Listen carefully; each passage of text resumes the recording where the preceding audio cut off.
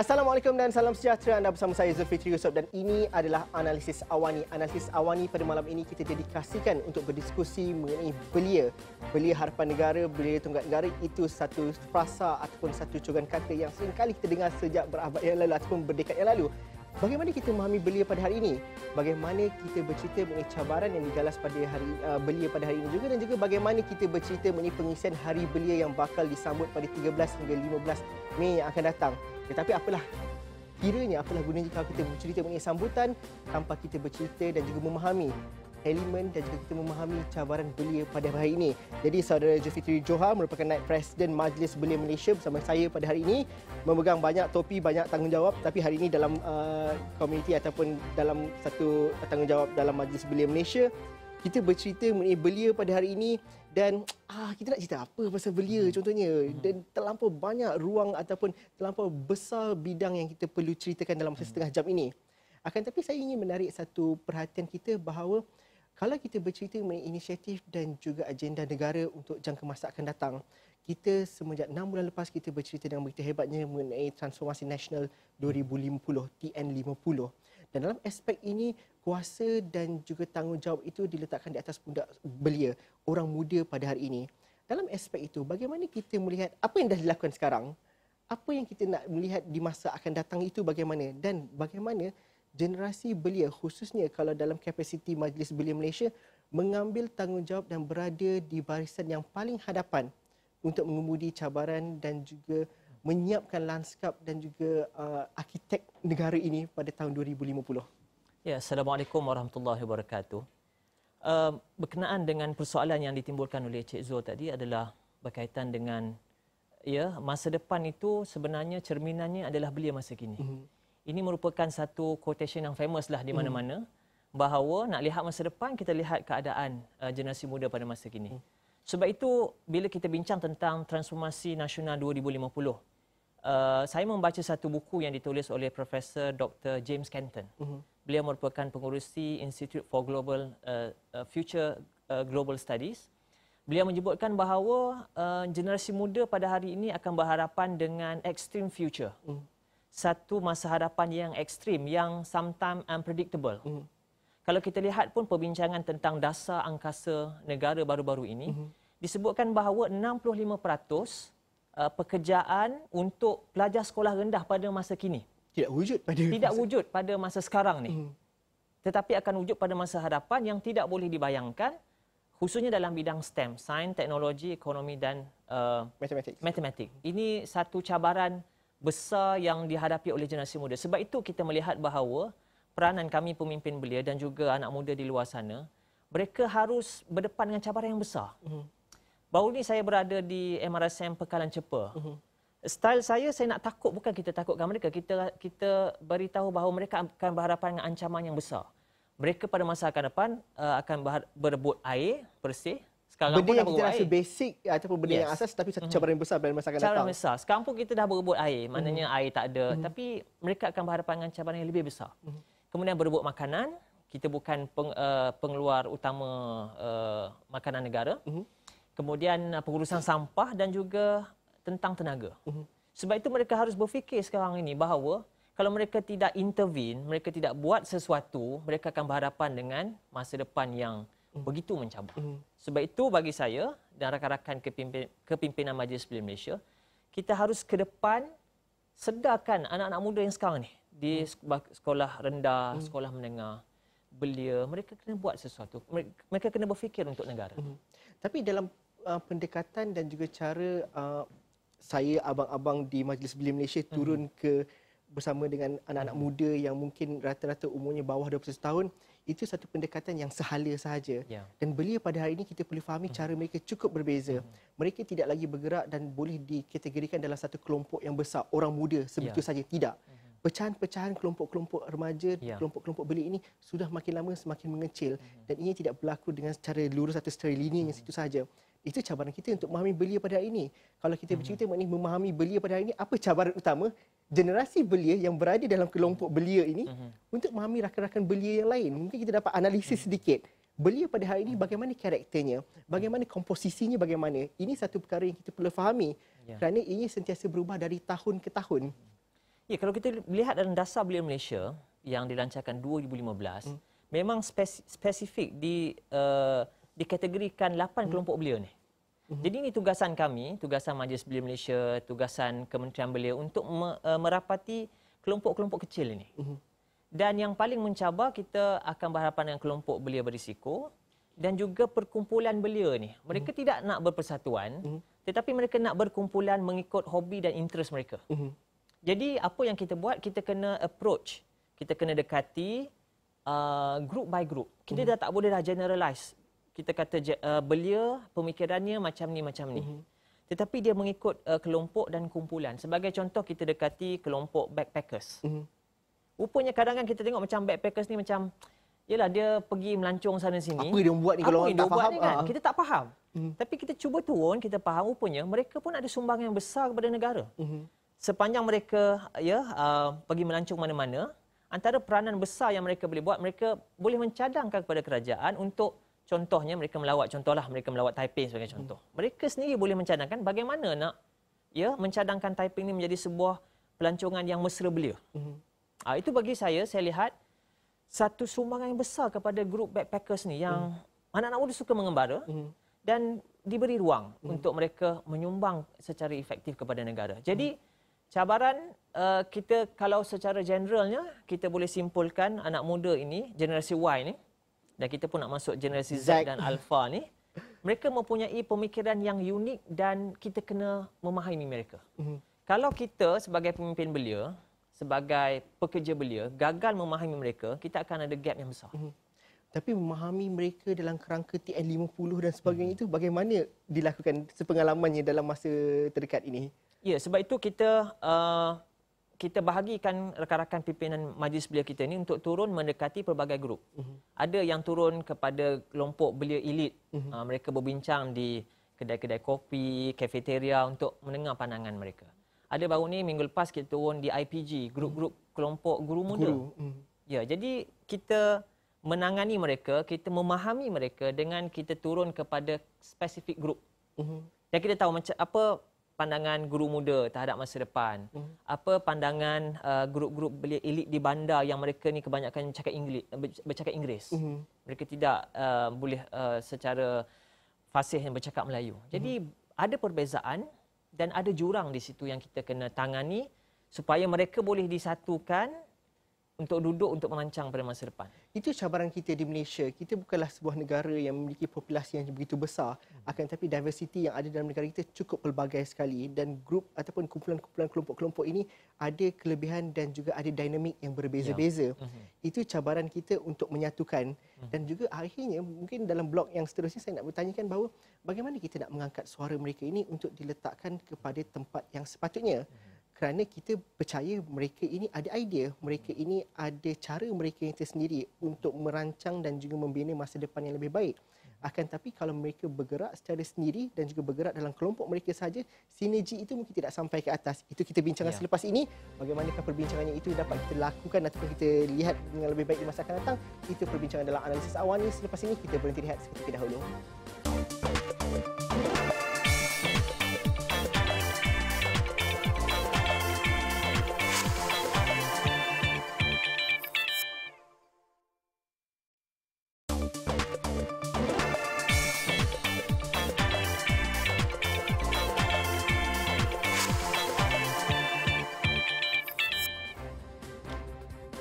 Mengikut perangkaan yang dikeluarkan oleh Pertubuhan Bangsa-Bangsa Bersatu, dianggarkan lebih daripada 74 juta belia di seluruh dunia yang tidak menghadapi ataupun memiliki pekerjaan. Ini satu jumlah yang besar. Isu-isu antara lain iaitu seperti isu mendapat pekerjaan, inequality atau ketidaksamaan sosial, isu mengenai mendapatkan bekalan air bersih dan sebagainya. Ini antara cabaran dan juga masalah-masalah yang perlu dihadapi oleh belia-belia di seluruh dunia. Tidak terkurang ataupun tidak terkecuali bagi belia kita di Malaysia, isu-isu seperti ini juga akan dihadapi oleh mereka juga di masa akan datang. Dan bagaimana perbincangan seperti ini berjalan di kalangan belia-belia kita dan juga bagaimana mengangkat idea mereka. Tadi kita dah bercerita yang bahawa mereka ini bergerak dalam kelompok-kelompok yang lebih kecil, dinamik mereka berbeza-beza. Akan tapi mungkin kita bertanyakan bahawa bagaimana caranya untuk kita mengangkat idea dan pandangan mereka? Kadang-kadang kita mengambil satu pendekatan yang tidak ambil kisah ataupun orang kata bahasa mudahnya pukul rata. Oh, kita sediakan platform mereka di Facebook, tapi itu tidak semudah itu untuk mengangkat idea mereka. Pandangan saudara sendiri, bagaimana kita nak melihat bahawa ya, kita recognize ada dynamic idea yang berbeza, tapi bagaimana ini dapat diterjemahkan ataupun benar-benar didengari dan diiktiraf. Sebab itu saya melihat bahawa ada beberapa kelompok belia dia tidak akan join program-program rasmi yang dianjurkan oleh sama ada kementerian ataupun Majlis Belia Malaysia. Mereka Belia tidak akan hadir. sangatlah tak cool. Dia kata tak cool. Dan kebetulan baru ni saya baca satu buku tentang how to be a cool. Sebab saya cuba mendefinisikan apa maksud cool itu. Dan memang sukar, dia abstrak. Bagaimana apa yang belia anggap cool pada sesuatu program ataupun aktiviti. Dan sudah tentu program perbincangan formal melibatkan kepimpinan negara, mereka rasa tak cool. Sebab mungkin dia rasa macam kepimpinan negara tidak betul-betul nak dengar ataupun tidak betul-betul membuka ruang kepada mereka untuk bersuara apa sahaja yang mereka rasa penting untuk diri mereka dan negara mereka. Sebab itu yang saya lihat bahawa apa yang kita harus buat adalah kita pergi secara informal kepada mereka. Kita tanya dan kita berborak dengan mereka apa harapan mereka kepada masa depan negara. Saya rasa personal approach yang kita gunakan dengan kita berbincang secara informal dengan grup-grup tersebut. Tapi dalam arti kata lain, kita bercerita mengenai belia ini dan juga mengetengahkan isu-isu belia, isu kepimpinan adalah satu perkara yang kritikal. Belia hari ini memiliki role model ataupun mempunyai menterjemahkan kata kunci kepimpinan itu dalam cara yang cukup berbeza. Ya, hari ini mereka masa semuanya di social media, apa yang menjadi in ataupun menjadi role model bagi mereka pada bulan lepas belum tentu lagi menjadi ikutan pada bulan ini contohnya. Sama juga dengan kepimpinan. Kalau bagi mereka menterjemahkan caranya sebegitu. Ini cabaran yang perlu kita lihat dalam kita mengenal pasti dan juga mendampingi belia pada hari ini. Isu kepimpinan itu, bagaimana kita kepimpinan belia ataupun mereka yang ingin memimpin belia di masa akan datang kena faham ini cara yang sudah cukup jauh-jauh berbeza dan untuk kekal relevan untuk jangka masa akan datang tu kena sentiasa berubah dari masa ke masa. Ya, betul. Antara isu yang selalu dibincangkan oleh Presiden Majlis Belia Malaysia Saudara Muammar Gaddafi adalah relevansi Majlis Belia Malaysia. Dan sudah ada kajian pun sebenarnya di Universiti Putra Malaysia yang menilai semula fungsi Majlis Belia ini. Sejauh mana Majlis Belia Malaysia ini dirasai kehadirannya kepada kebanyakan kelompok anak-anak muda di bawah. Kemungkinan, ya, kita ada banyak program, kita ada banyak aktiviti, tetapi sejauh mana kehadiran, impak Majlis Belia dirasai. Sebab itu semalam saya berada di Rembau, kita buat program soft skill.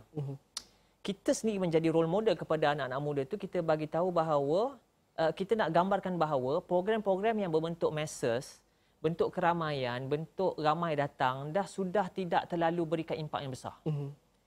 Kita mesti pergi program-program yang bersifat capacity building. Membina kemahiran mereka, menggalakkan mereka untuk menuntut ilmu. Jadi lebih kepada kita nak membina substance dalaman mereka. Dengan semalam kita bincang tentang bagaimana mereka harus ada satu skill yang dinamakan first impression. Bagaimana dengan penampilan yang mereka boleh persiapkan untuk diri mereka, mereka kelihatan untuk first impression mereka diminati oleh orang, khususnya kepada majikan. Jadi kita pergi kepada program-program yang bersifat capacity building. Itu program yang bagi kami cukup baik untuk belia bersiap untuk berhadapan dengan pada masa hadapan dan juga dan masa yang sama untuk mempersiapkan soal aspek kepimpinan mereka. Tapi dalam aspek kepimpinan mereka mungkin ada definisi yang berbeza. Saudara mungkin berjumpa dengan belia dalam masa 5 tahun ini, mungkin 5 tahun ini juga mereka ada pandangan yang berbeza-beza mengenai kepimpinan belia itu sendiri. Mungkin bagaimana kita dapat melihat pandangan dan juga cara interpretasi mereka terhadap kepimpinan dalam belia itu? Ya, kalau kita lihat revolusi yang berlaku di Asia Barat dan juga kebanyakan revolusi yang berlaku, mereka menggunakan istilah leaderless revolution. Maknanya anak muda yang bangkit ini, mereka tidak ada ketua, tetapi mereka bekerja secara kolektif for common interest. Ya? Tapi kita nak sebutkan bahawa Persatuan Belia adalah satu platform yang penting untuk mengasah bakat kepimpinan.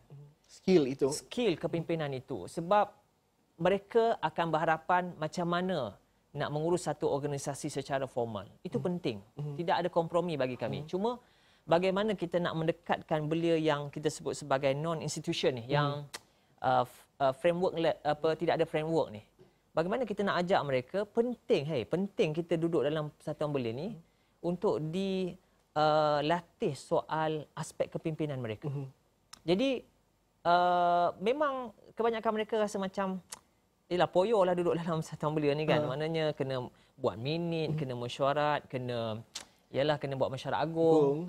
Bagi kita itu sebenarnya walaupun dia adalah framework lama tapi dia penting. Tapi itu juga yang saudara katakan sebelum kita bermula tadi, bahawa ini masalah ataupun cabaran yang paling besar ialah pertemuan antara dua perkara itu. Dan itu bukan satu perkara yang negatif, itu satu perkara yang positif. Dan saudara optimis mengenai perkara itu. Itu kita sambung perbincangan selepas ini.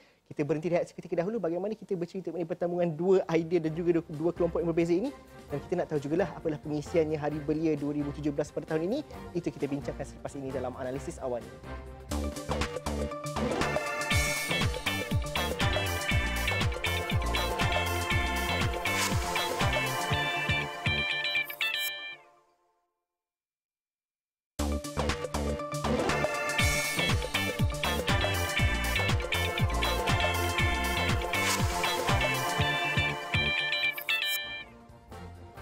Okey, bertemu lagi kita dalam Analisis Awani. Saudara Zulfikri Johar dan Presiden Majlis Belia Malaysia masih lagi bersama kita dalam Analisis Awani.